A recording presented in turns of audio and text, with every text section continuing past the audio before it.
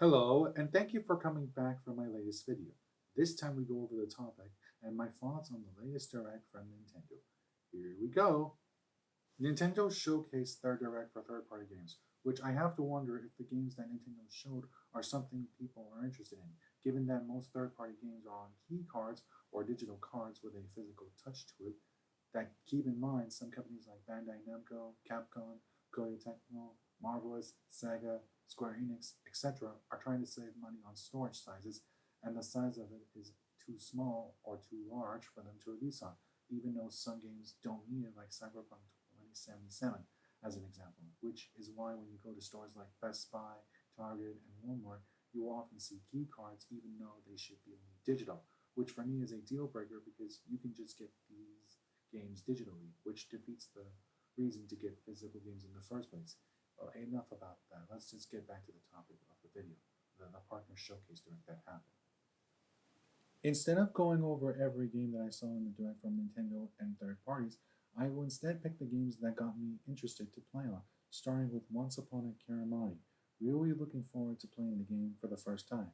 I heard a lot of interesting things about the series, and especially what you do in the game of rolling objects into balls in order to move to the next level. The next game is Pac-Man World 2 Repack. It was my childhood game that I grew up with on the PlayStation 2. I don't think I ever beat the game, not that I remember, but I am willing to try again after a long time, and when I get the chance, it will be my focus on it for a future video on Pac-Man World 2. And finally, Shinobi Art of Vengeance, which I am looking forward to playing Strider on my PlayStation 4 from 2014 that I beat twice on, with the only difference being the art style which captured my interest on the game. For the other games that were shown on the Direct, I know that some care for these games, and good for you. I really hope you enjoy them. It's just not my taste of style, and I hope you understand that reason. Overall, the Direct was moderate. Nothing special that got everyone talking about. The only thing I don't like about the Direct is EA Sports games they showed.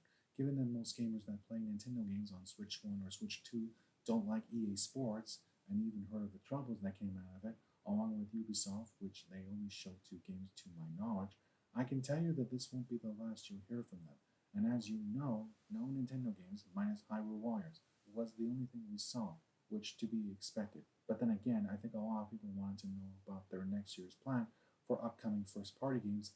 Maybe I always believed that their showcase might happen in the fall of Q4 or in winter 2026. Other than that, I enjoyed watching the Direct. I just hope people aren't upset over something that I missed in the video.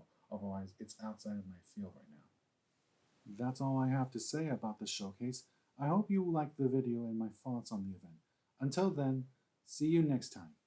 Bye.